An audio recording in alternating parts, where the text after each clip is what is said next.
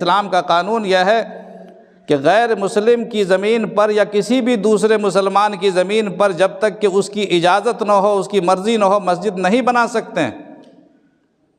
جس مذہب میں اتنا صاف شفاف قانون ہے،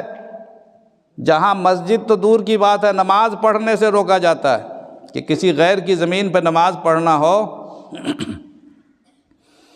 اور اس کی اجازت ضروری ہو تو اس کی اجازت لیجئے۔ کسی غیر کی زمین پر نماز، ایک وقت کی نماز پڑھنے کے لیے بھی اسلام کہتا ہے کہ اگر اس کو ناگواری محسوس ہوتی ہو تو اس کی اجازت کے بغیر نماز نہ پڑھی جائے۔ تو جو اسلام، جس مذہب کا قانون ایک چند منٹ کی نماز پڑھنے کے لیے بھی بغیر اجازت کے اجازت نہ دیتا ہو، وہ اسلام کسی بھی زمین پر مسجد بنانے کی اجازت کیسے دے دے گا کہ غیر کی زمین پر مسجد بنا لی جائے؟ ہماری پوری 1400 سال 15